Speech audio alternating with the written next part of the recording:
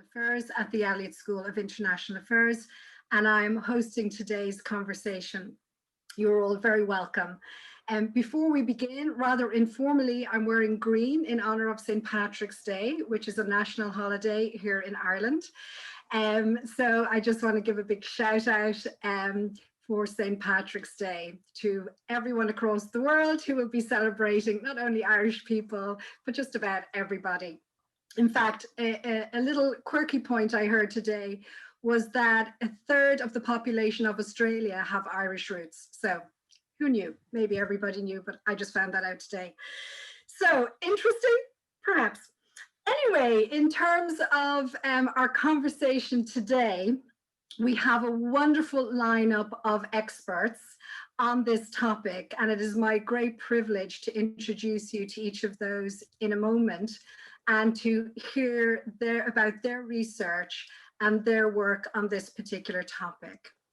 I think it might be helpful as well for us to think about the topic and frame it within the broader women, peace and security agenda or framework coming out of UN Security Council Resolution 1325 and its 9 sister resolutions, which make up that particular framework.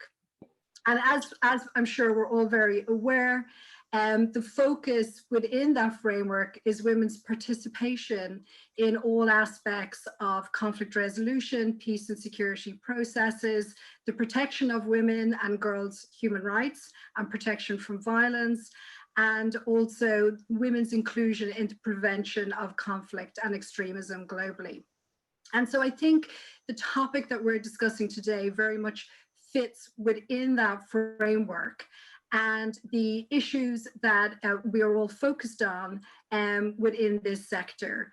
In particular, it's interesting to draw attention to the UN Secretary General's report of 2019 on the Women, Peace and Security agenda, talking about how 102 women had been killed in the previous 4 years and in 26 conflict-affected states. These women were journalists, activists, human rights defenders, and women politicians, and likely the number is undercounted. The Secretary General in that particular report linked these killings with misogynistic, hate, and sexist speech by political leaders, and really calling on all UN member states to work together on ending violence against women and girls.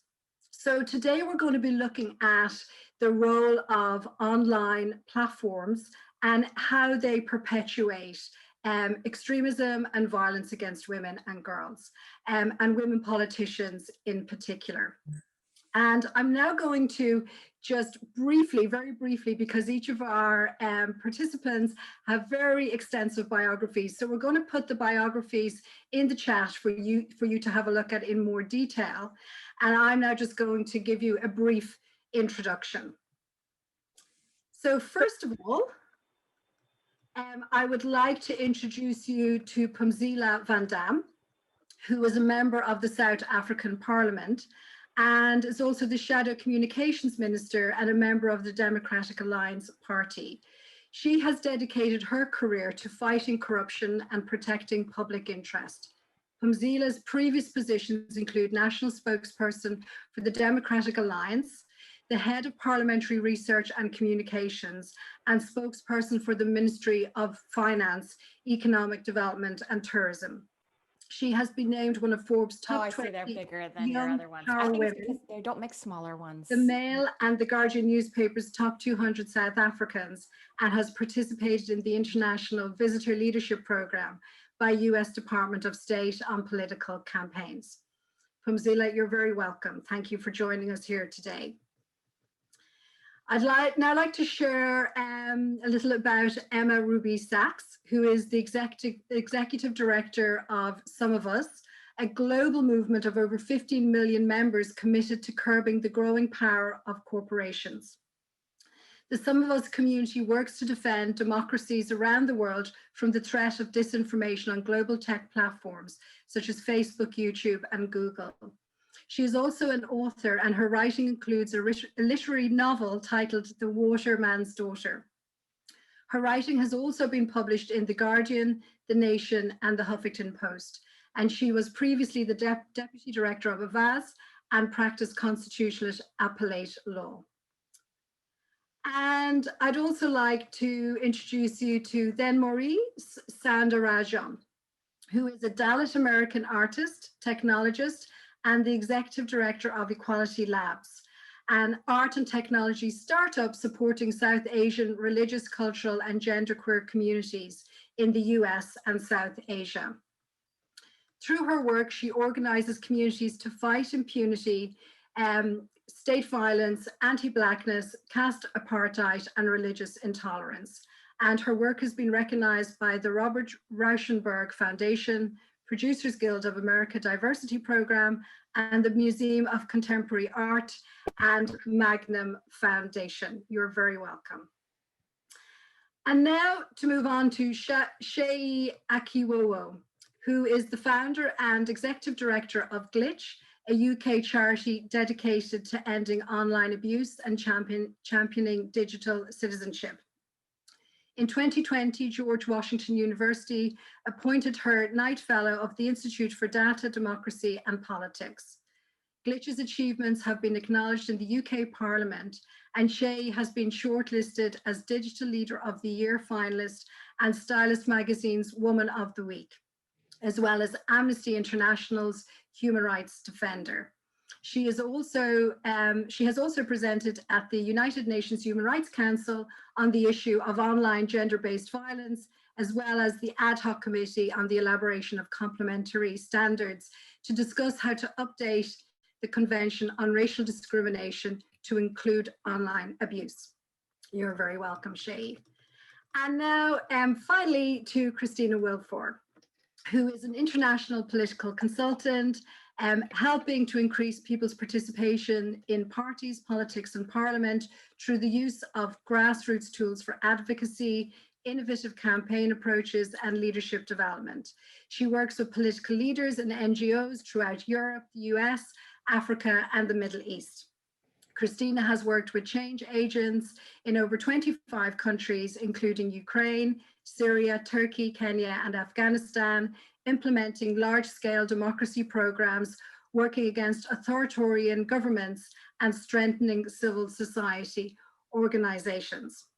And just to say that Christina is also the director of the Global Gender Policy Capstone at George Washington University, where we are colleagues.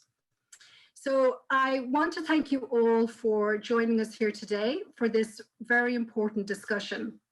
And I'm going to kick off our conversation by asking Christina to explain a little bit about the difference between online violence against women and what has recently been termed as gendered disinformation, and just to share a little bit more about why that matters, and to tell us about her work specifically linking big tech, authoritarianism, and misogyny.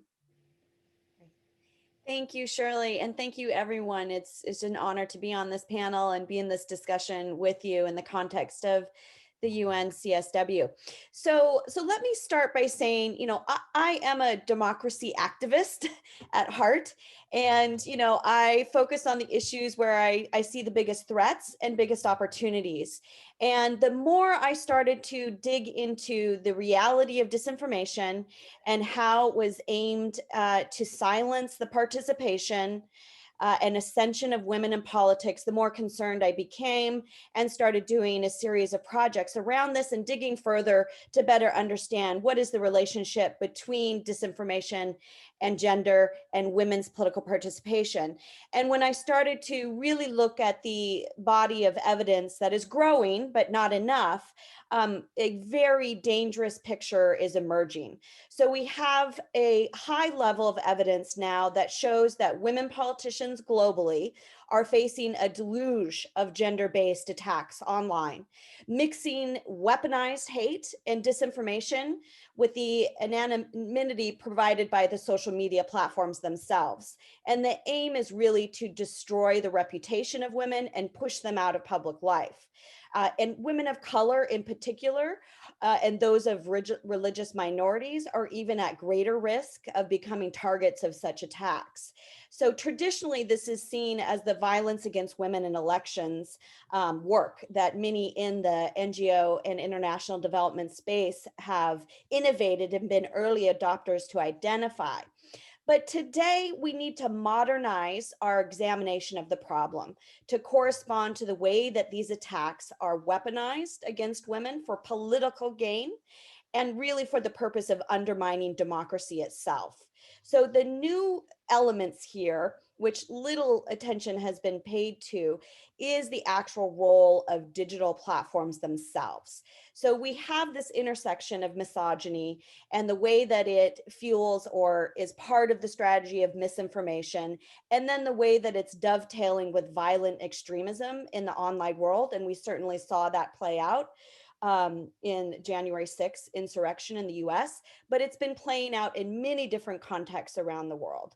So we're trying to move this conversation to make more clear to stakeholders outside of the women's community that this is a priority to address for securing women's rights, and also a key foreign policy and national security imperative for every country that espouses democratic values of leadership. So when we alter, this language and broaden the stakeholders, we can really see that there's something much more dangerous that's going on.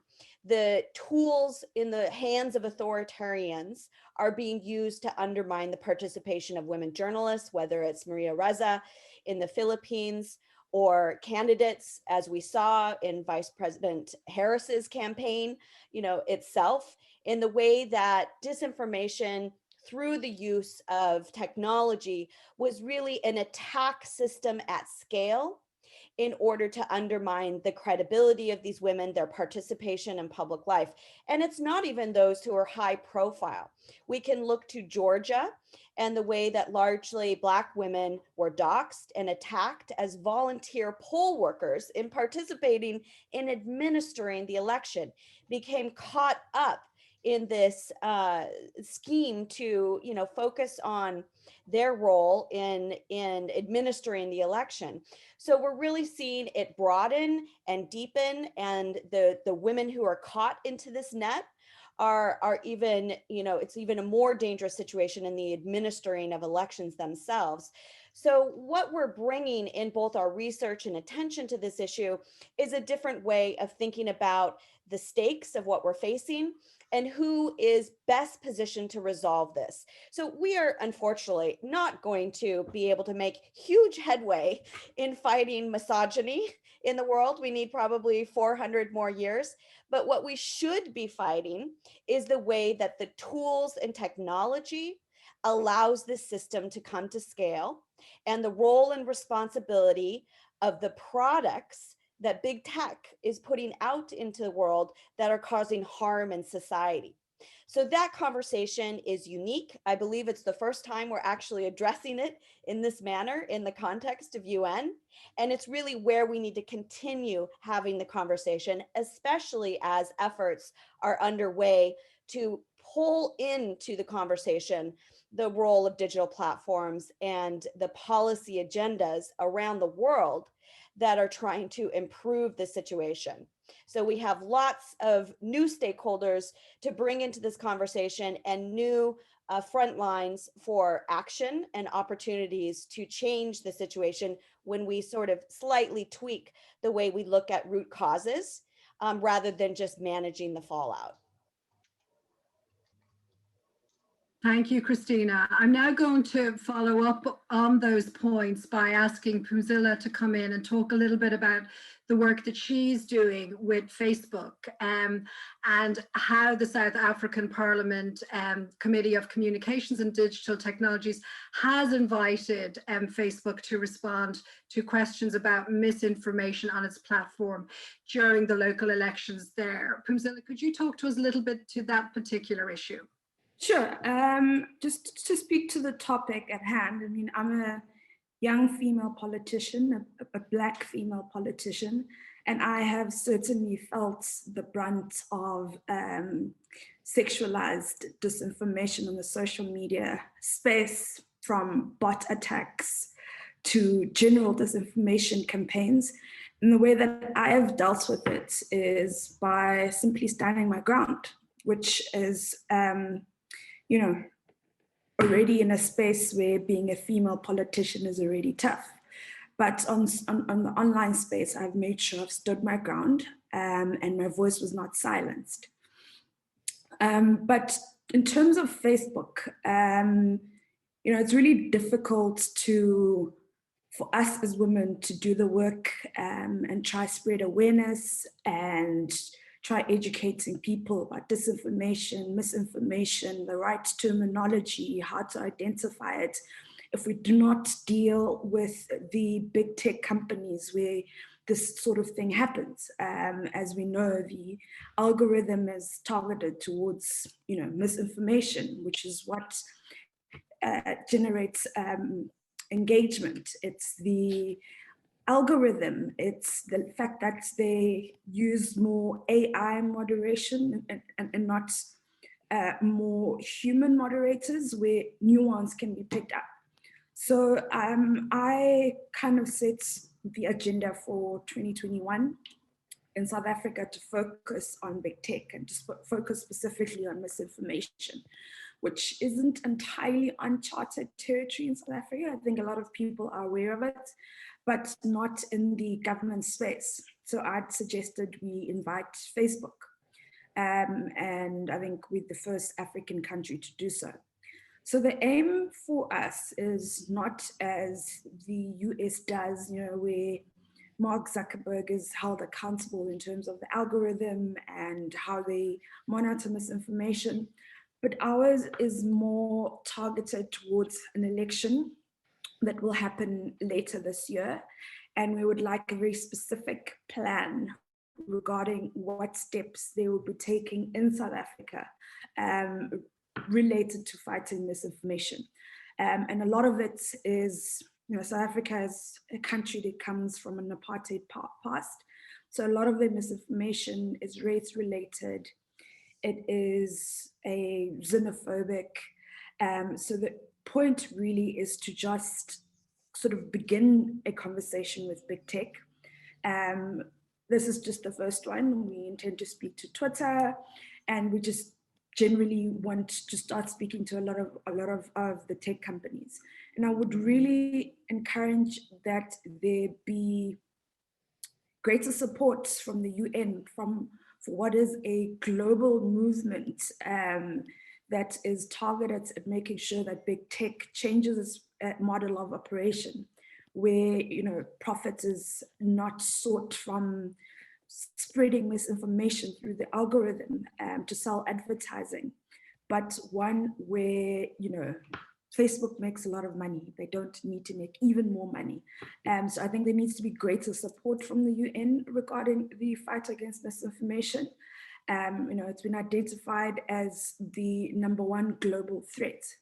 I think there's many kind of discussions that need to be had. I read an article in Political where Kathleen Johnson, the co-founder of factchecked.org, spoke about changing the terminology and talking about viral deception, which I think is a great idea, because the word fake news has sort of become as an identification of anything that I don't agree with, and misinformation and disinformation, a bit more technical terms that we understand, but you know, the rest of the populace might not.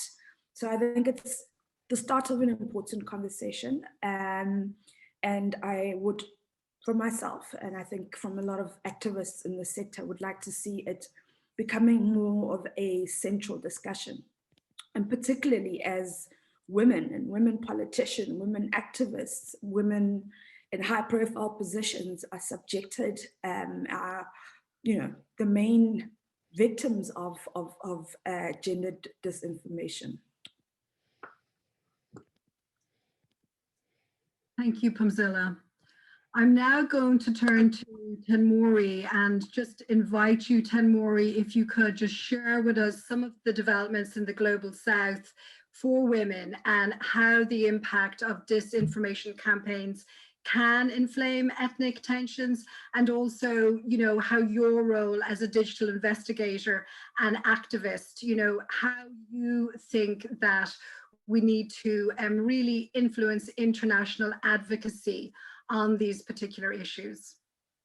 Sure. Thank you so much, Shirley, for that. And thank you for all of our previous panelists for kind of laying the groundwork. I think what's so important for people that are watching from home and really grappling with this issue about how disinformation is a gendered issue is that I think we need to keep in mind first, particularly with these American big tech companies, the way that they were deployed in the global South was in a very colonial way.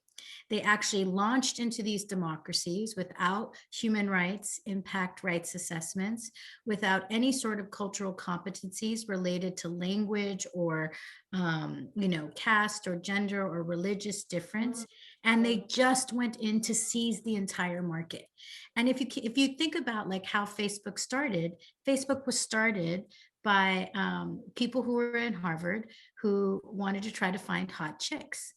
That is not the cultural competency needed for global civic discourse, let alone for emerging democracies, particularly ones that are shaped by, like, as Phumzile spoke about, by apartheid. In our context in India, we're dealing with caste apartheid, and we have many other similar fractured democracies that have really been brought to the edge of chaos by companies that willfully went into these countries, failed their duty of care to serve all users, and have created messes of all of the processes internally to democracy. And I think what's really important, and in our work, we do a lot of disinformation and cyber forensics in South Asia. One of the things that we've seen is that the model of how they engage with our countries is colonial, but we actually have the user power. Because when you talk about who the next billion users are, it's not in Europe. It's not in the United States. It is the global South. In fact, India is the largest market for Facebook, Instagram, YouTube, you name it. They want us because they can't have China.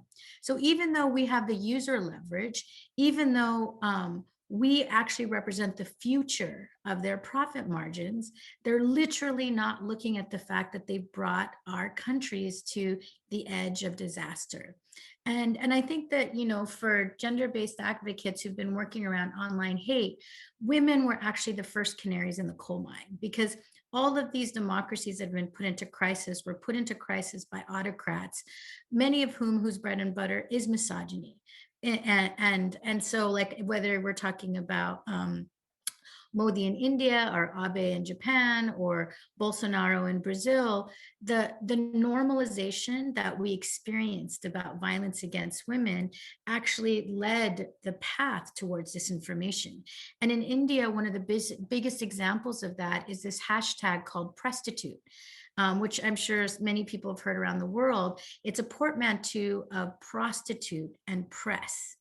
And it was one of the first hashtags that came out of India that went global, and in fact was now used by right-wing movements all over the world. In fact, Maria Ressa was saying she learned about prostitute because it was used between trolls in the Philippines and in India.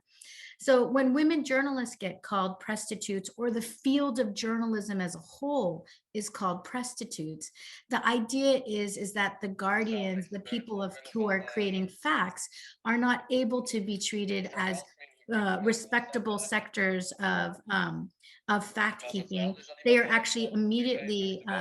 Oh, I'm sorry. I'm hearing another sound in there. Is there someone?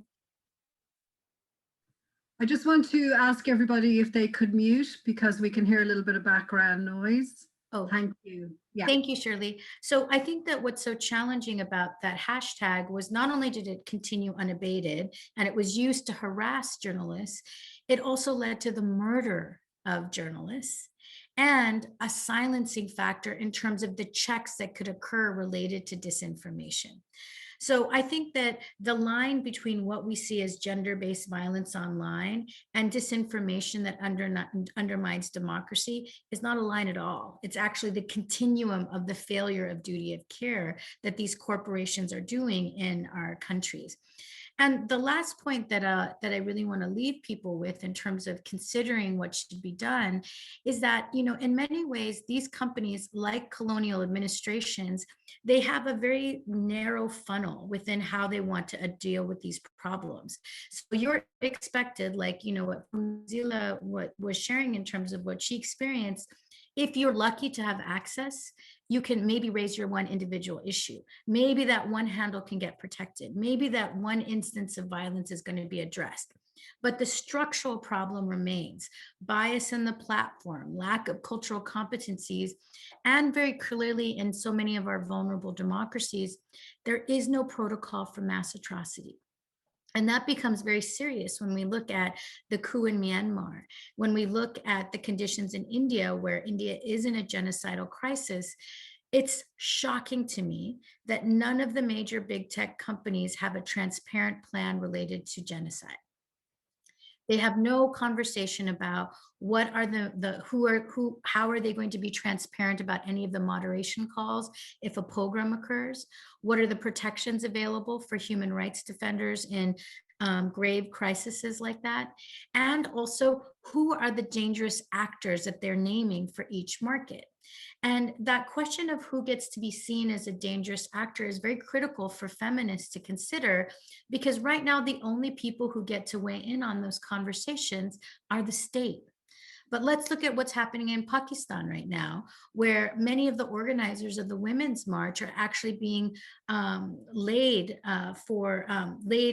being publicly charged with charges of blasphemy simply for marching for women's rights.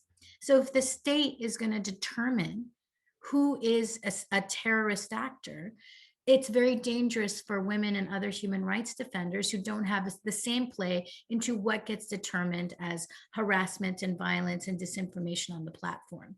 So the key here that I really want to leave folks here is that the burden of so much of this organizing often falls onto feminist movements. And I think what we need to do is to turn that burden right back on the companies, because they're the ones making the money off of our violence. They're the ones profiting off of genocide.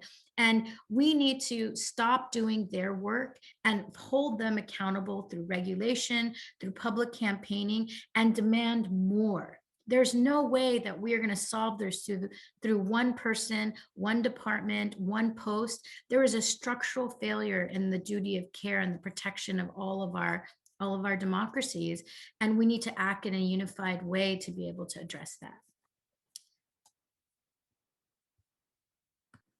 Thank you so much for that. And I think there's so much that we're going to tease out around all of those points that you have raised and that our other panelists have raised so far, further on in this discussion, and hopefully in our Q&A as well. But I think this is a good time to bring Emma in and to share with us the work that you are doing really to put pressure on governments and to really bring in those levers of change through the work that you were doing. Emma, can you tell us a bit more about your campaigns and how you are exerting that pressure? Yeah, I'd love to. I have two response things I'm going to say. I'm hijacking completely, Shirley. I'm sorry, but I'll keep them really brief. And the first one is just when we talk about this gender-based analysis, I think, like anything, what we see is that the ills that we're facing are just in the extreme when it comes to a gender-based analysis. So if you yell something misogynist and you yell something that is about promoting equity, the misogynist content will travel much faster and create its own networks. And we just, to solve this problem we're looking at it through a gendered lens today, but it's fundamental to all of the problems that we face. And that's why I think this conversation is so essential, to see that intersectionality. And then the second just point about the UN and being in this space, what it means today to be in a UN space. And I'm so rarely in this kind of space. I'm very often dealing with this on a national, regional basis, is because Facebook is making these individual deals all the time. They used to say, we can't do anything about this. We can't solve these problems. But in fact, what they've done is they've gone country to country and said, okay, we've got a special little treat for you. We're going to go and give you this election protection. We're going to make sure we pass these laws in the US, and they're only going to apply to English speakers in the US. We're going to forget about Spanish speakers. We're going to give France this Mercedes-Benz of election protection, but I don't know what they're going to offer South Africa and if they're going to offer the same thing. And one of the roles the United Nations can play is setting those international standards and making sure that those countries with less negotiation leverage or with governments that aren't as invested in negotiating for these protections, that they're not left alone and those people in those countries are not left alone. So when we're talking about how we negotiate with Facebook, if we talk about Facebook standards, especially in election protection from a UN perspective, we may be able to start lifting the game so that countries in the global south, for example, get the French treatment and they're not left to negotiate, or Spanish speakers in the US get the French treatment and they're not left out in the cold to be subject to misogynist, brutal misinformation that decreases their participation in elections. So those are my two hijack things. But I know that my role here is to talk a little bit about the fact that there is an amazing global movement fighting against a lot of these ills.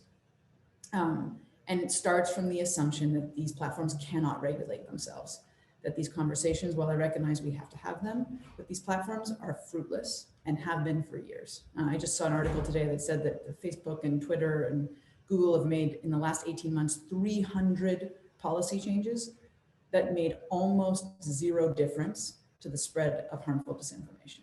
So we start from that premise that they are not going to voluntarily do anything to solve this problem. And then there's a number of regulatory measures that are in place that are moving through different processes. The most robust is coming through the European Union. And one of the things that the global community can do is to recognize that as the European Union considers what this regulatory framework might look like, making sure there's a strong international voice, and that's partly our job of people, saying we need these regulations, we need them to be robust, we need them to be comprehensive. They can't just be about Facebook. They have to be about how this new architecture of human connection is dealt with. How is it made to flourish? How does it support our interactions as human beings across boundaries and borders, and not destroy the systems of participation and democracy that we've already worked so hard to set up. And so there's a really important regulatory process happening there. That conversation, we hope, will start to inform the regulatory process that will happen in the US in the coming years, where there's also a strong voice talking about the harms and considering what comprehensive legislation could look like there. And then there's piecemeal conversations happening in other parts of the world. India actually is sort of engaging in the regulatory conversation in a very piecemeal way. And we're one of the first movers way back when the WhatsApp murders happened. So there's this robust regulatory movement. And then there's this amazing employee movement. A lot of these tech companies, I think, made a mistake in hiring a bunch of progressive people on the theory that these companies were progressive companies. And so you see these wonderful employee movements cropping up saying, you know, we don't want our tools being used to promote racist values. We don't want Donald Trump on Twitter. And providing almost, if you think of these companies as major international actors like countries, these employees are like citizens who are organizing and raising their voice.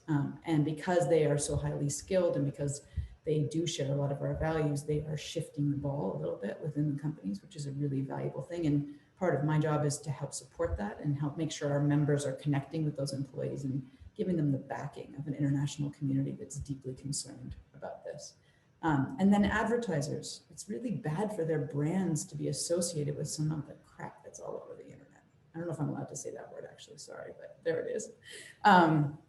And so looking at advertiser associations, looking at coalitions like Stop Hate for Profit and how they're raising awareness about the fact that the market that these companies depend on for their survival, the attention market and the advertising market, that market is soft.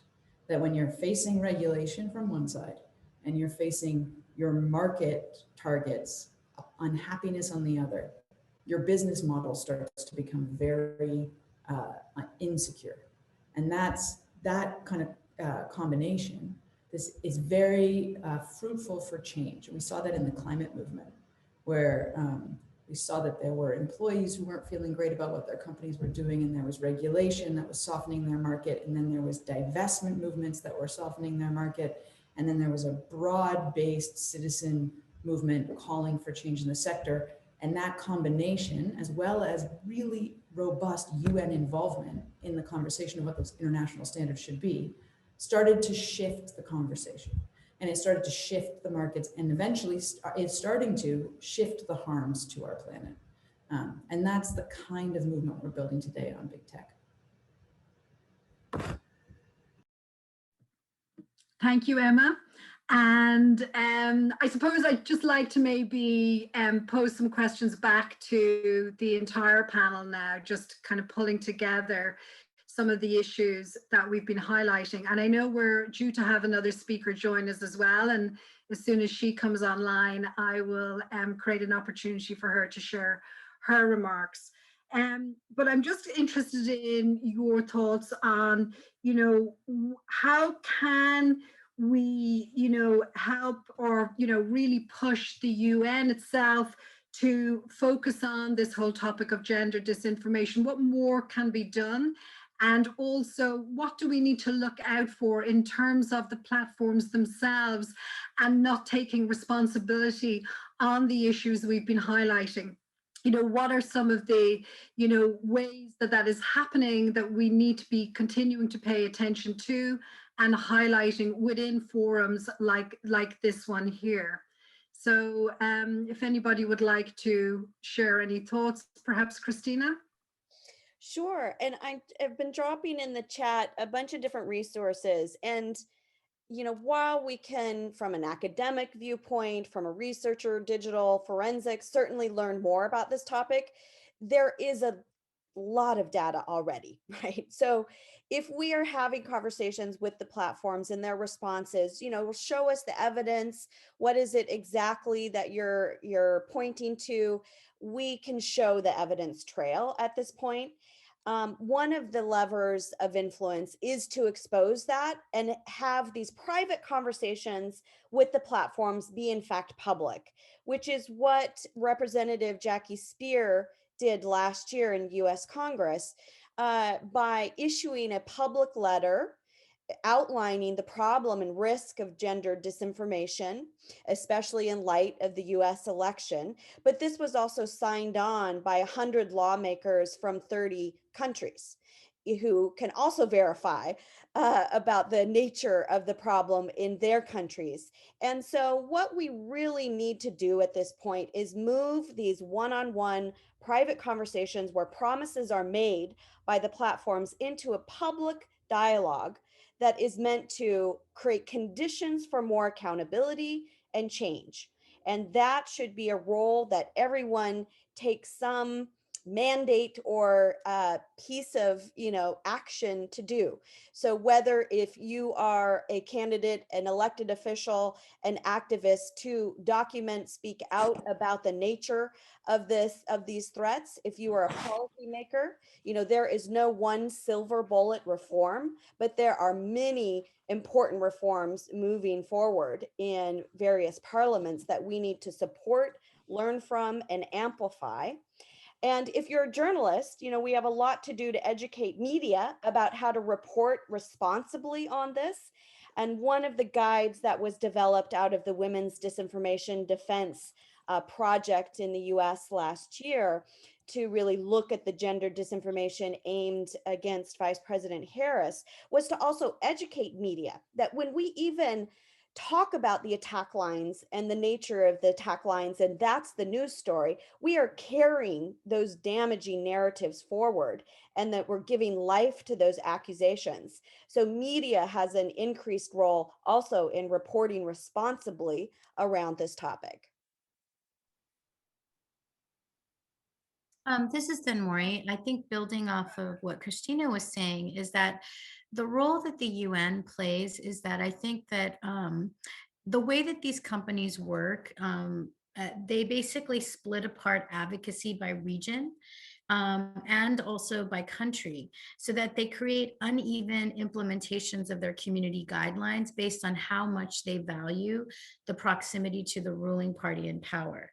And when you talk to them, you know, they have asinine reasons for doing this. There's nothing that they say. I oftentimes think of when I'm talking with the companies, I just hear blah, blah, blah, blah, blah, money, money, money, blah, blah, blah, blah.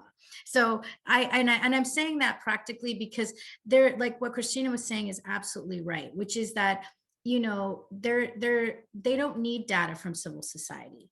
They actually need nothing from civil society to change everything that they need to do to address gender disinformation. It's just not profitable for them to do it, because some of the biggest influencers on their platforms are misogynists who are destroying democracies. That's the bottom line. It makes them a ton of money. They're not interested in shutting them down. So I think we have to take this as a serious problem of a global stakeholder, because all these companies are global stakeholders. They often are entities that have laws unto themselves and supersede laws in different markets. Because of how they operate. And so I think the UN, because of its many covenants that exist there could be some reining in on a global level, particularly if we're talking about what are the standards for election observation, what are the standards for mass atrocity and genocide, and begin to look at practical manifestations of how that would look in a social media context. For example, if we have people who are poll observers in the physical landscape of an elections process, why don't we have international observers in the moderation rooms where they're making critical calls related to campaign content? That should be transparent as a way to protect democracy, particularly in many of these offices in democracies have complicit actors with anti-democratic actors who are staffed as the company representatives. We would not be able to know that information unless we have third-party observation. Why do we have American companies operating as critical stakeholders in global elections without any oversight? That's bananas. Why would we do that? Why would any country allow that? First of all, then knowing Mark Zuckerberg, why would you allow him in your democracy without any oversight, right? So I think the fact that it was technology, it was really a Trojan horse that many countries let in, because the technology outpaced the policy. It also outpaced our larger civic understanding within many countries about what's possible and our rights.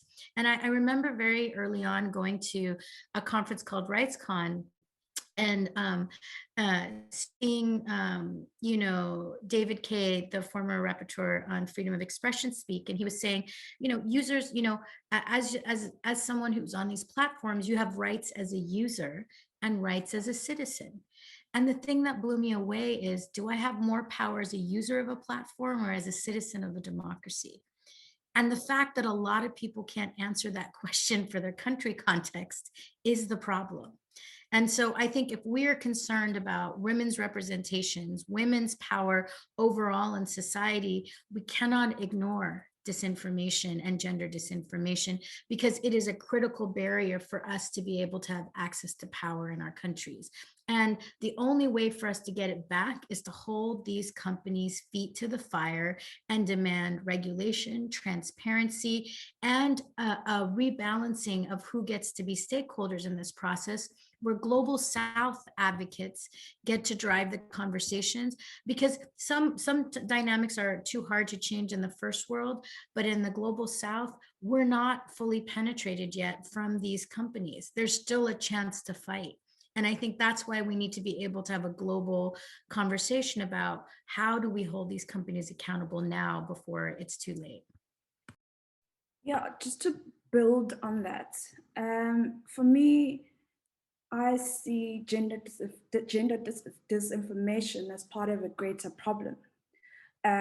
So what we need to deal with is disinformation, just as a concept. And holding platforms accountable is important. So we just pick up on the point Emma made earlier on regarding African countries and maybe countries in the global South.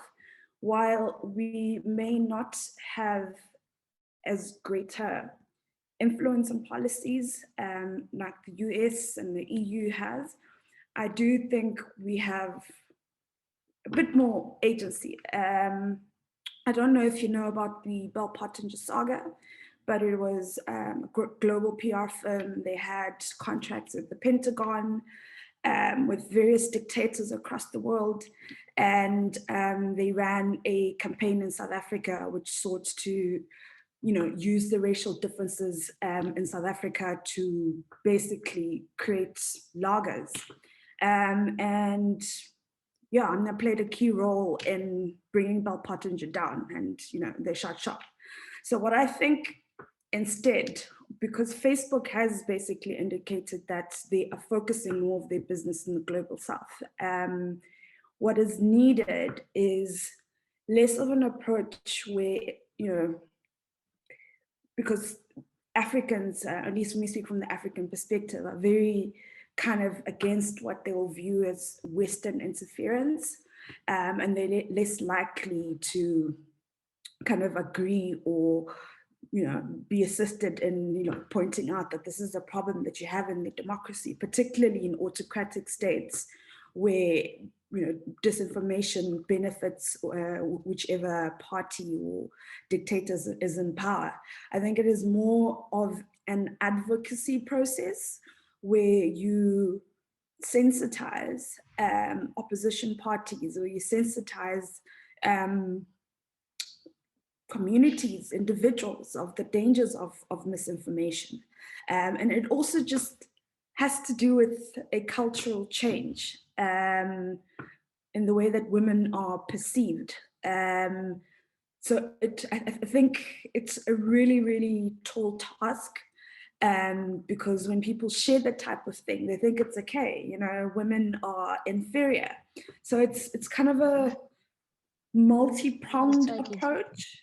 That one tackles disinformation, just generally disinformation, and then secondly, then goes into specifically targeting gender disinformation, and a program of awareness, because I don't think people truly understand the danger. They still refer to it as fake news, and all these terms that we use are not necessarily understood. So I really think it requires a public education campaign tailored for different audiences, not only just tackling gender disinformation, but also just generally, patriarchy, misogyny. I think it needs to be multi-pronged, because you can tackle gender misinformation, but if people still hold those views, then you are pissing in the wind. So I see it as a problem that really requires the best brains to come around and sit around the table and come up with ideas. Body that I am on is the Grand Committee on Disinformation, we sent that letter to Facebook about gender disinformation. And I think that's also an important platform where, at least from my side, I will continue raising that, because we can send letters, there can be advocacy, there can be all of this. But if we don't tackle the platforms themselves in legislatures like we're doing, and there's not just a small group of, experts in tech, but greater grassroots involvement of individuals who say, we're going to stop using Facebook if you don't fix this. I think as soon as it starts affecting the bottom line, the engagement rates, because people realize that they're in the space where they're being deceived, and money is being made from them being deceived, I think then we'll have a far greater response. So as I see it, in summary, politicians can belong to it. As I see it, it's about tackling disinformation. It's about a global campaign about gender disinformation, but also just generally about gender equality. It's about sensitizing the populace about disinformation, or rather viral deception, which is the term I'm going to use now. And I don't think it's a thing that can be solved by any one kind of individual actor, but the UN, I think, needs to take it far more seriously than it is. I mean, it's a threat to women's lives. It's a threat to democracy. It's a threat. It's creating a very polarized world. And yeah, it requires far more attention and holding those companies accountable. I would like to see, you know, the UN call Facebook, call Mark Zuckerberg, call Jack Dorsey, you know, and have those discussions, and not behind the doors discussions, but public discussions where, you know, we can watch the questions being asked and see that this is an issue that's being taken seriously. So, you know, it's always women who sit around the table and talk about women's issues. Men need to start taking it seriously too. And yeah, I could speak on and on about this. It's something I'm very passionate about, but yeah, we can't just us being women and talking about it. Men need to come to the table and also, you know, raise the alarm.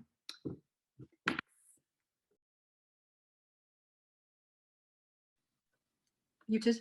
Thank you, Pamzilla. And I think this is an opportunity now to invite all of our participants in this event to, if you wish to put questions into the chat box, and we'll be coming to those in a moment, creating an opportunity for you to have dialogue with our panelists, obviously.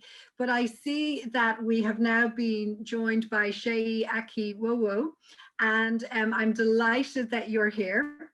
And I think this is a really good moment, actually, Seyi, for you to come into the conversation.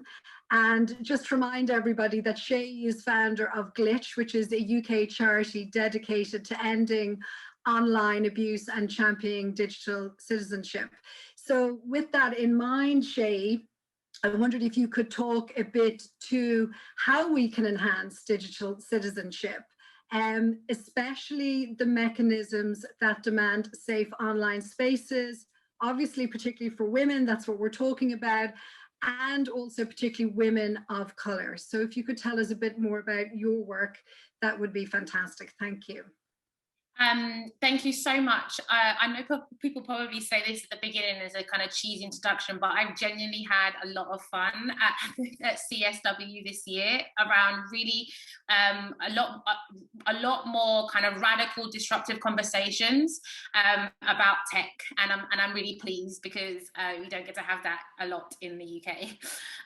So I'm Seyi, I'm the CEO of Glitch. I call myself an accidental CEO because I never planned to be a CEO. I planned to be married to Idris Elba by the time I'm 30, not managing a not-for-profit to trying to get tech bros to take gender-based violence seriously. The reason why I accidentally became a CEO was because somebody decided to put a video of a speech that I made about reparations and racial justice online on a neo-Nazi website, and I was on the receiving end of trolling and abuse as a local woman in politics. And you can imagine trying to navigate the system of tech companies and reporting, which was basically no system, and then trying to get access to justice as a Black woman, and the constant re-traumatizing made me think that actually this is something that needs to be fixed, so maybe I need to be Sally, the one that does it. We could have a conversation in 10 and 15 years time about why we always need Black women to come and solve the issues of white men, but that's not what the conversation is today. What the conversation is around what digital citizenship is, right? And digital citizenship for us is about understanding what our rights and responsibilities are online, and understanding that we've got digital rights and making sure that everybody has those across the world, and making sure we're really clear about what our individual, social, and institutions' responsibilities are when it comes to the online space. Conversations around social norms, although I'll get onto in a moment, they still need to be had. Social norms have been discussed and have been decided and have changed and evolved offline, but yet we've not even begun to start that online. We haven't begun to start the conversation around online efficacy and around what it looks like to be an active bystander online when you witness abuse online. So there's a huge deficit in understanding our responsibilities policies of tech companies. And do you know what also is at a deficit here? Our understanding around how we can hold tech companies accountable. At Glitch, we've said that this is now the decade. The next 10 years is around tech accountability, and digital citizenship has to be about everyday users and consumers understanding that they can hold tech companies to account. And it's not just Mark Zuckerberg and Jack Dorsey, because the problem is that we only focus on those two, yes, problematic platforms, meaning that we forget about the second generation platforms that are emerging, like TikTok, like Clubhouse. What we're seeing now is a race to the bottom in terms of tech being designed and being developed. We are seeing minimal content moderations. We've spent 10 years asking Twitter to get better content moderation policies, and Clubhouse has come out of the blue, out of nowhere, and has less content moderation policies than Twitter. So when we talk about tech accountability, we have to say across the board. Otherwise, companies like Bing, which when you put in the word Jewish or Jews lie about Holocaust comes up, and all sorts of anti-Semitic points come up on Bing, because all of our attention has been on Google. Digital citizenship also has to evolve around what it looks like. Digital citizenship also has to evolve to include online safety. We have to do it though in a prism that does not reproduce victim blaming language. And I would like to say that Glitch has done a good job at that. We call our online safety workshops digital self-care and self-defense. We provide free online trainings. We've got no choice but to provide online trainings. We're in a pandemic, but we provide free online training once every quarter for women to understand the platform settings, how to feel safe and confident. And we target particularly women of minoritized communities and women who want to stand in public life, whether that's journalism, sports, politics, so that they don't feel like this is yet another barrier to take up space online. Another role that we try and do as well in those workshops is to kind of start getting them to see that you can hold these tech companies to account, that it isn't acceptable. We can challenge the culture of victim blaming language. And I think we've seen, particularly in the UK, and I'm sure you've heard the stories of Sarah Everard. We've been seeing yet again victim blaming language. She was just walking home. It's not all men. We have that when it comes to online abuse and harassment every single day. So digital citizenship education really has to be about challenging our language, not calling it online versus the real world, or the online versus the fake world versus the real world, or in real life attacks. Attacks online are very much real and have psychological impact. And finally, digital citizenship has to be about what it means to be an active bystander online, particularly those that hold privilege on the online space. And privilege means high follower counts, also being a white woman and a white man, and being straight, right? These are privileges that are afforded on the online space. How do we get those to understand what it means to safely intervene and tell your counterpart or somebody from your community that this is not the way to address a Black woman or an Asian woman, or to stop the conversation being derailed, which is a tactic of a troll. To derail the conversation. So I think digital citizenship education is the key to us beginning to start having a global conversation around the solutions and around the standards in which we want to hold tech companies to account.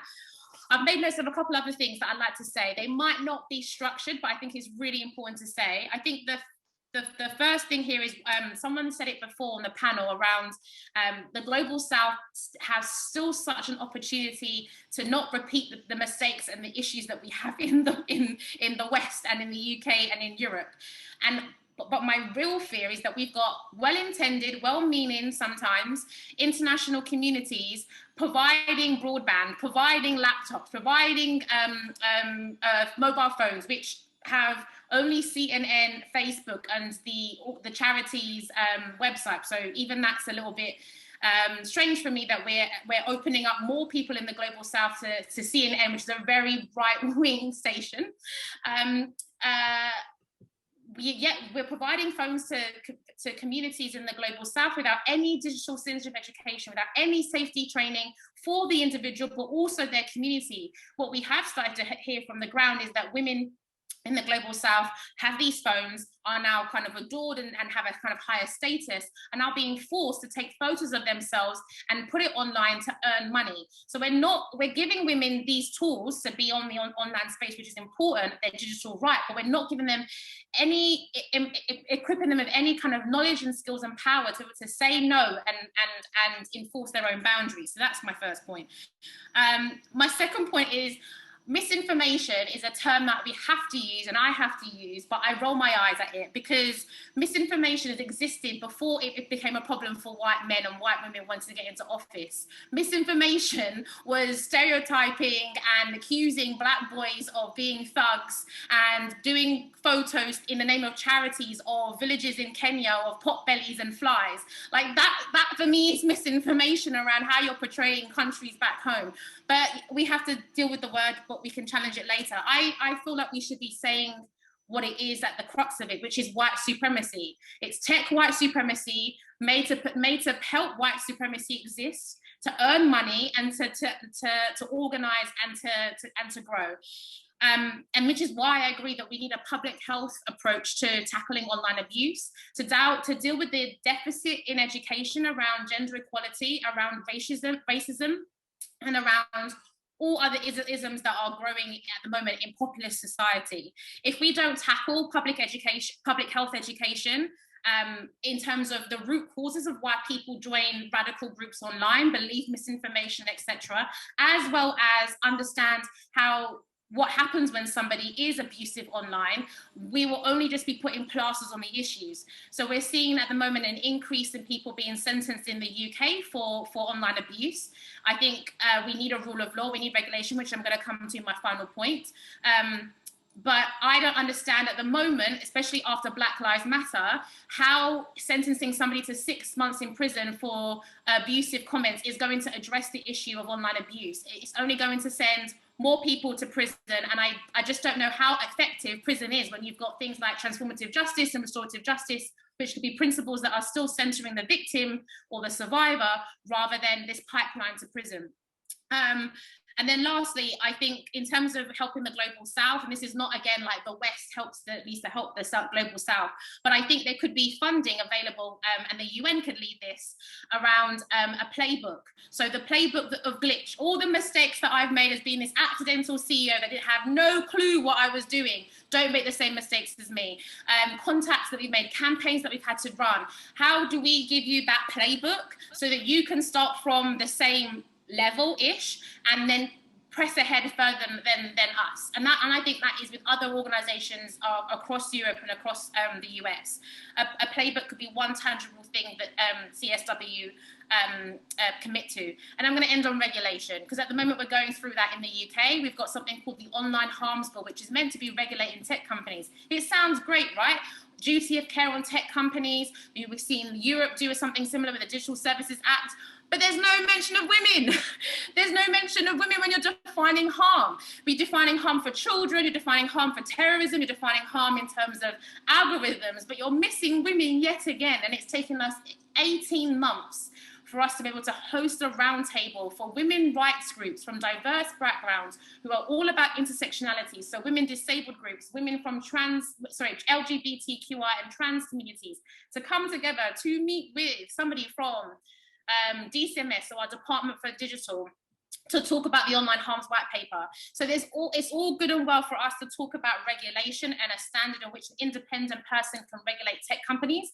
But if it's going to be made up of ex-tech bros who now feel guilty and do a Netflix series called Social Dilemma to kind of wash their sins away, now become part of the regulator, we're not going to solve the issue. If we don't define harm from women and intersectionality, we're never making the online space safe for women, because the most vulnerable, most minoritized are not going to be safe online. Thank you, Shay. And in fact, one of our participants, Lucina D'Ameco, who's here, and you're very welcome, Lucina. I think Christina has shared one of your reports a moment ago to everybody, and you make the comment that according to a recent analysis from the Economist Intelligence Unit, over 90% of women interviewed in Africa, Latin America, and the Middle East experienced online attacks, with misinformation and defamation as the most common strategy. I think I want to now bring Emma back in again. There's also a question from Lucina about the role of philanthropy in tackling this problem, Emma, and I thought that would be a good one for you to take on. And then I'm just going to invite again all of our participants. Please, if you do have a question you'd like to share, please do put it in the chat. Our panelists would love to engage in conversation with you. I love that you throw me the philanthropy question. It's like, thanks very much. No, there's been a bit of a second coming awakening in philanthropy around this issue. So in a way, it's wonderful that a class of people who hold a lot of power are starting to realize that this is an issue that needs to be funded and focused on. And that it's an issue that's global and needs to be funded and focused on in a global way, which is also just a brand new idea. I feel like there's just a few.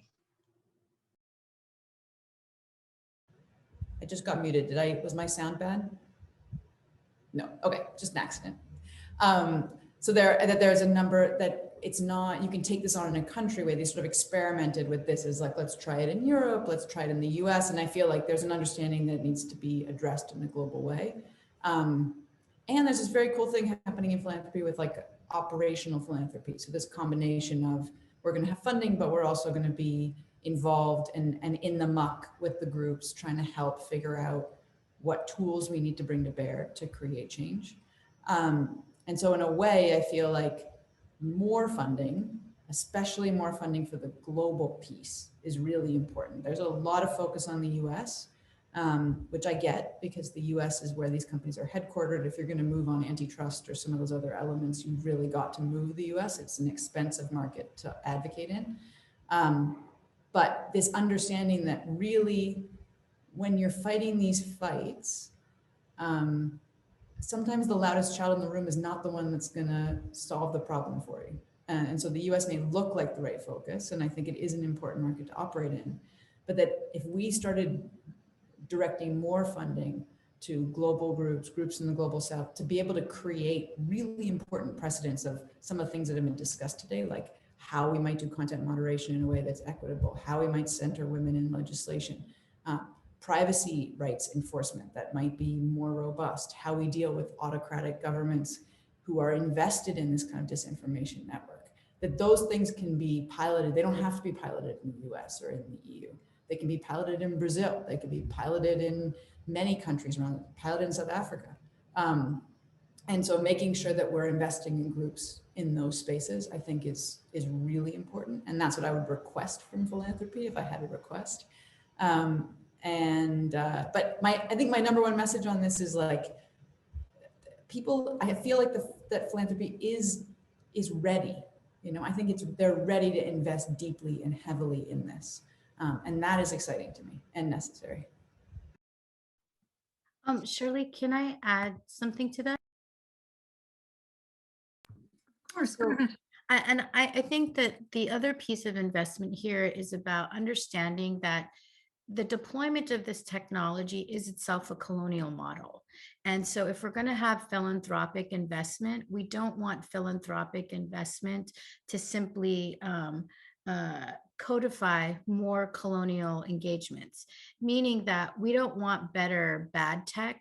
We want tech that's feminist, that's run by feminists in the global south for our countries, which means beyond our advocacy and accountability measures that we're doing to hold these corporate misogynist platforms to the fire, we also want to be able to fund BIPOC, femme and queer and trans innovators to build new tech that speaks to the ways that our democracies and our people work.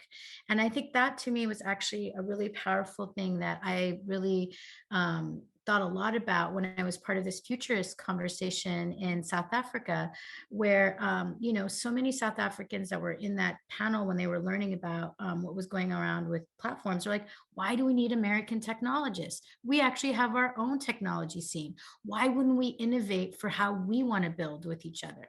And I think that the startup capital that's required for the kinds of innovations in the global South is not the same that's available to innovators in the global North. And what we need is not just new technologies in terms of algorithms, we need innovations related to the business model of tech. Because fundamentally, the reasons why we see all of these failures related to disinformation and hate speech is because their business models are based on making money off these things. And the number one thing when you talk to them is like, there's not a lot we can do about it. And I was like, well, you know, in the United States, there was an app called the Yo app, where these two kids got $1 million to make an app that just said yo to each other. If they can get money for that, we should be able to fund an entire generation of feminists of color to build the technology that we need for the new internet. And that's really how we get to what Sayu was talking about in terms of equity in this conversation. For us to spend the next 10 years cleaning up, bad tech created by white cis men is stupid. It's a stupid waste of a visionary generation's time and money and practice. I would much rather give so many of those activists and thinkers training and money to scale up to build their own tech so that we can build the feminist internet we deserve. Because fundamentally, our democracies deserve better than this. And we know we are not going to solve the problems of the global South in air-conditioned rooms, run by white men. That ship has sailed and gone, and they've tanked every possibility that they could do. The future belongs to us. And for that to happen, we need investment in a core way that allows us to succeed in creating visionary options, not just, okay, let's go with our begging bowl to Facebook. And I think that's also the other piece for me is like, we need to be talking seriously about reparations from these corporations. They have destroyed and brought so many democracies to the brink. We don't need to talk to them any further about, their little pittance grants that they try to do to offset their massive corporate malfeasance. We need fundamental reparations. If you brought a market to a coup, if you brought a market to genocide, if we are seeing pogroms, if we are seeing women murdered and other activists, disappeared for the content that's happening on your platform, we need the money as a response. We need people to be restored because you can never repair after such, heinous atrocities, but they are responsible. And I think that I really want to leave people with this idea, when IBM played a role in the Holocaust, there was consequences. And these social media companies are basically playing similar roles in the destruction of many democracies, and women are often the first line of collateral damage on that. And I would say the price of one life is already too much, and they need to pay, and we need to be able to create the global movement that can hold them accountable.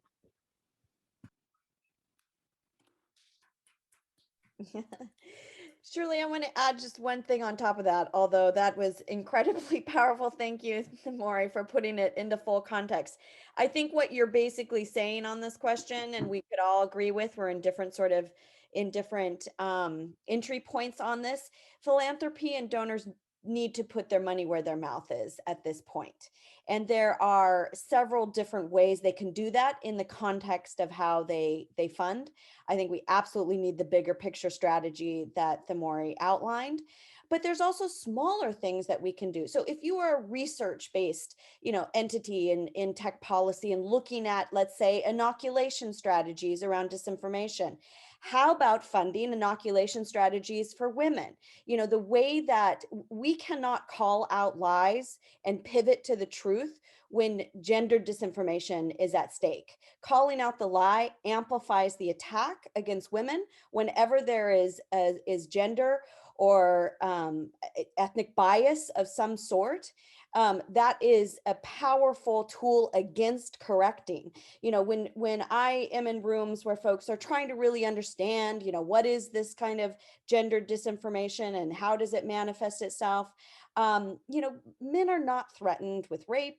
There is a whole taxonomy understanding of how the technology works. So everyone should figure out what is their gender disinformation financing plan to add to some type of solution, whether it is helping manage the problem, pushing to larger policy solutions, enabling activists to fly to parliaments where, you know, they're being asked to testify or where the voice of their participation is missing, helping organizations not be captured by big tech, who's trying to put them on various task forces and giving small grants, and really silencing and buying their silence. So many things in the funding arena are needed in this next stage.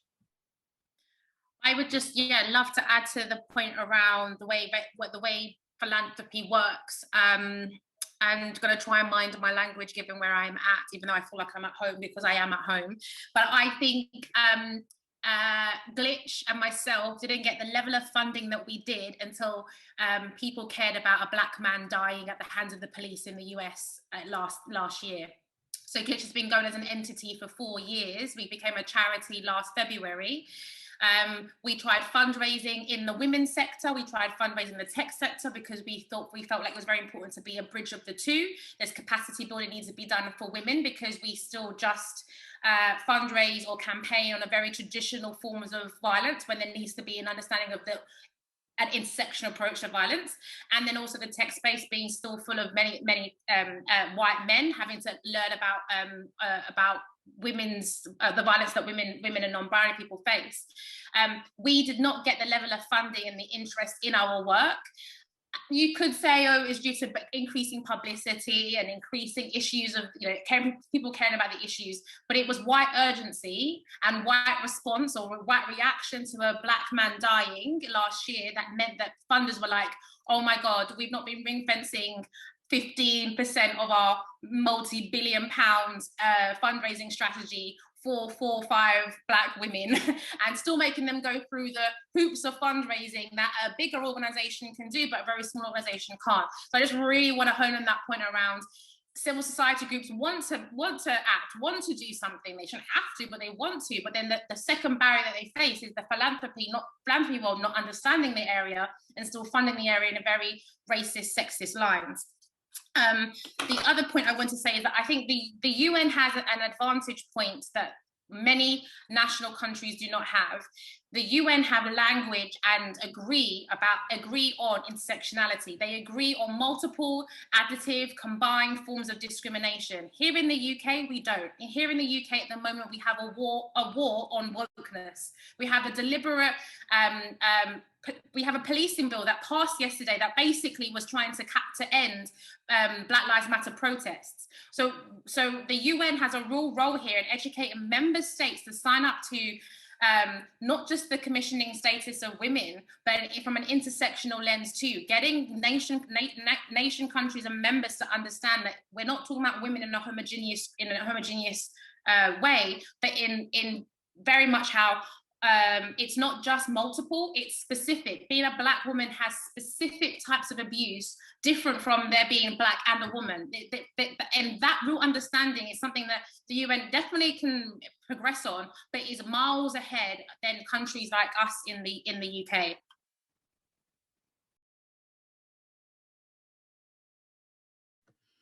Thank you, Shea, and also Christina for your comments.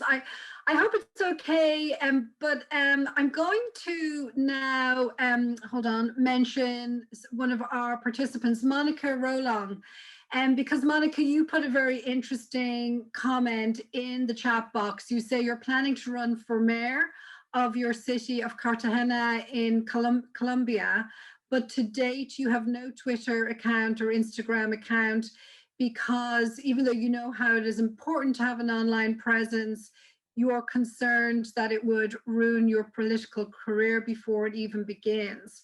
So Monica, I don't know if you want to add anything to that, but I just wanted to share that with our panelists and invite any one of them to respond. Monica, hi, it's great to see you. I just thought that was such an important comment that you put in the chat box. I wanted to draw everybody's attention to it and hear any responses from our panelists. I don't know if Monica wanted to speak a little bit more about, perhaps I should give you an opportunity to speak. I just wanted to. Yes, thank you so much. I want to say something, and of course I want to hear from Monica, we can't really hear you. I don't know if you can do anything to improve the sound quality. Can now? Slightly. It's okay. It's okay. We can go ahead with the sound.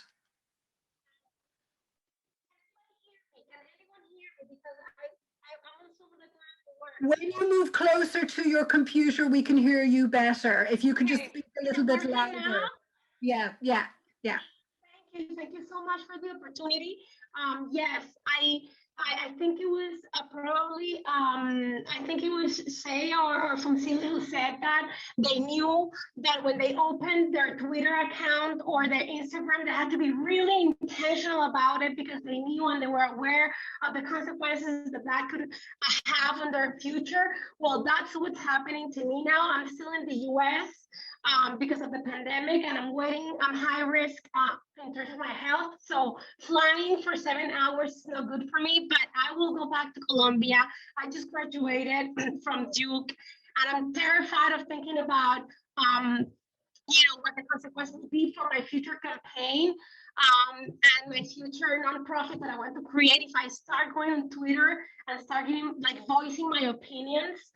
And so that's why I don't do it, because I feel like it can actually ruin me even before I even get to have a message or get a platform of my own, which of course will be a feminist platform based on gender equality. But I'm just like, that's why I want to hear from Shay, because of the toolkit that might be able to help me. And also someone said that when she was being attacked, she just stood her ground, and I don't know how to do that. I was like thinking, oh my gosh, how would I stand my ground? How do I even do that? So yeah, I would love to hear from everyone about, my fears and how, if they had those fears, how they were able to overcome them. That would be amazing. Thank you so much for the opportunity. Thank you, Monica. And because of, we've only got 5 minutes left, so just in the interest of time, I'm going to invite Pumzilla first of all, and then Shay and anybody else from the panel who wants to jump in with just quick remarks. Thank you. Monica, there is absolutely no space that we as women cannot occupy. Good luck in your campaign. I would absolutely encourage you to join Twitter. It is a hellhole, but it gives you a direct line to voters where they feel they can communicate with you. And as a woman, daily, my Twitter account is filled with insults, and I use the block button. So do not be afraid of the block button. I think there are great opportunities, and kick down that Twitter door and go in there. And don't be afraid to use the block button. And there are so many great people on Twitter who actually just want to talk to you. And those good voices often seem louder than the bad ones. So go in. So much I want to say. Come along to our workshop. We've just did our last one for International Women's Day for politically active women. We're not going to do another one till the summer, but that still might work out for you. The toolkit is on there. It's like imagine if Shay could be in your room with you and giving you a 1 hour session around how to stay safe and not make the mistakes that I made. That's what it is. But the things I would draw upon there is one, I want to say this is the element, this is the worst bit of when we've raised awareness of online abuse. Now people are fearing the online abuse.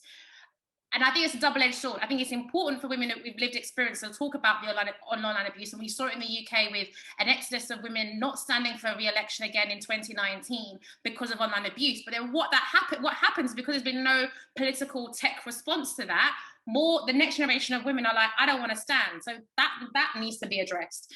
My top tips are, in your campaign strategy, there needs to be a safety element. It's all great having a campaign strategy about post on here and say this and meet this person, but if safety is not at the foundation of that, then to me it's not a successful campaign. It should not be sold or delivered on your sacrifice for your self-care and your well-being. The second thing that our workshop around digital self-care and the toolkit talks about, and I'm writing a book on this very topic, is around agency.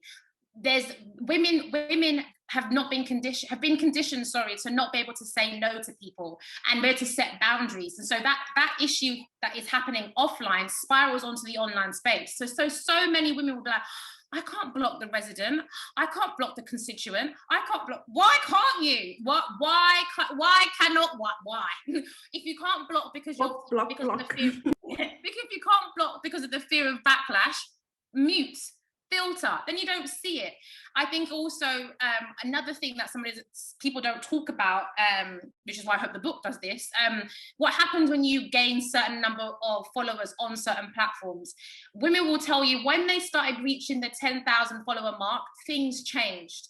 They started becoming added onto lists. They started being monitored and surveillance a lot more. Journalists were following them. And so that's something to watch for, and making sure there's somebody in your campaign team that is dedicated to looking at who is following you and block them. I will check, who is this bot? Who is this? I use an app called the Block Party app, but which other companies are now putting as part of their safety functionalities, which is something we've been campaigning for years on. But it means I don't see it. It means I don't see and engage with people who do not set up their Twitter accounts the way I expect them to, which is to verify your email address at the very least. And the same thing, I think, in terms of people who follow you. Don't give them permission to have. It's like having, you know, your curtains up and someone can see directly into your bedroom window. You wouldn't do that. You would have some kind of safety mechanism there to filter out who can see you and who you're exposed to. And the final thing around digital self-care and around boundaries is being clear around what you want to share. I think women particularly are forced to kind of convince voters to vote for them, and therefore feel the need to overshare more than a man would. You never hear about if a man has children. You never hear if a man is with a woman or is with a man. But women have to show their family. Women have to show where they live. Women have to give the story. You might not want to, because that might spark abuse. That might spark a level of a time in your life where you're living your best life in the clubs, and you don't want that to be part of your campaign. I think it's about women understanding agency online and offline that is going to also push tech companies to provide better functionalities that support digital self-care. Shay, thank you for that. That was a lot of information and well done. And I just posted the link to your website in the chat so everybody can go in and check out those resources. We're at time now, so I want to thank all of our panelists. Emma, thank you so much. Pumzilla, then Maury, Christina, thank you. And thank you for everybody joining us here today and really engaging in this important conversation. This has been recorded, and we are going to make it publicly available. And please stay in contact with us all. And I think Christina's put her contact information in the chat as well. So please do stay in touch and reach out to us to follow up on any of the particular items that we've been discussing today. So thanks again, everybody. Take care and enjoy the rest of the day, and a happy St. Patrick's Day to everybody again. Bye. Thank you so much. So lovely meeting all of you.